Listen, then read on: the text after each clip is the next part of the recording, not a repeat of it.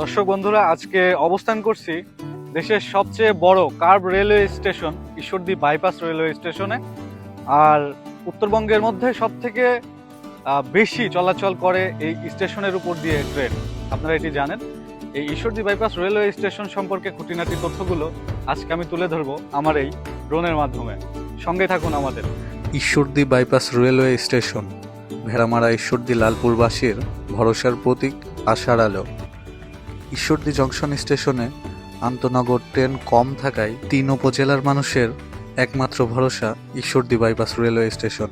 কারণ এখানে 14 থেকে 16টি আন্তনগর ট্রেনের স্টপেজ রয়েছে। এই স্টেশনটি 1/3 ঈশ্বরদী উপজেলায় অবস্থিত এবং 2/3 নাটোর জেলার লালপুর উপজেলায় অবস্থিত এবং পাকশী রেলওয়ে বিভাগের ঈশ্বরদী রেলওয়ে জেলায় অবস্থিত এই স্টেশনটি মূলত 2002 সালে আনুষ্ঠানিকভাবে চালু করা হয়।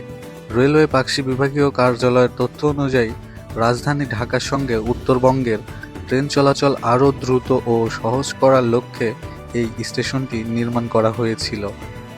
এর আগে 1998 সালে যমুনা সেতু চালু হওয়ার পরে রেলপথে ঢাকার সাথে উত্তরবঙ্গের সরাসরি যোগাযোগ স্থাপিত হলে এটি বাইপাস রুটের প্রয়োজনীয়তা দেখা দেয়, যাতে ট্রেনগুলোকে মূল ঈশ্বরদী জংশনে নিয়ে ইঞ্জিনের দিক পরিবর্তন না করতে হয়।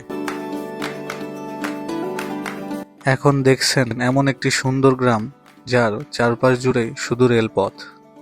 এগুলোকে বলে গুচ্ছগ্রাম। এগুলো বাংলাদেশের বিভিন্ন প্রান্তে রয়েছে। তারই ধারাবাহিকতায় আমাদের ঈশ্বরদী বাইপাস রেলওয়ে স্টেশনের চারিদিকের রেল লাইন, তার মাঝখানের ভূমিটুকুর মধ্যেই কিন্তু রয়েছে এই গুচ্ছগ্রামটি। এই গ্রামগুলোকে সরকার থেকে হতদরিদ্র ভূমিহীন মানুষদের উপহার দেওয়া হয়েছিল। ঈশ্বরদী বাইপাস এটি একটি দ্বিতল ভবন বিশিষ্ট স্টেশন। নিচতলায় রয়েছে স্টেশন মাস্টারের কক্ষ, টিকিট কাউন্টার ও বিশ্রামাগার এবং দোতলায় রয়েছে নিয়ন্ত্রণ কক্ষ। এখান দিয়ে প্রতিদিন প্রায় 14 থেকে 16টি আন্তনগর ট্রেন চলাচল করে। দীর্ঘদিন এই স্টেশনে বড় যাত্রী ছাউনি না থাকায় পোহাতে হতো যাত্রীদের চরম ভোগান্তি।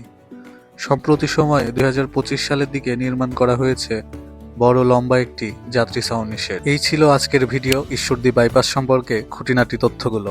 ভিডিওটি লাইক, কমেন্ট, শেয়ার করে পেজটি ফলো করে দিবেন। দেখা হবে আগামী কোনো ভিডিওতে। সে পর্যন্ত ভালো থাকবেন, সুস্থ থাকবেন। আল্লাহ হাফেজ।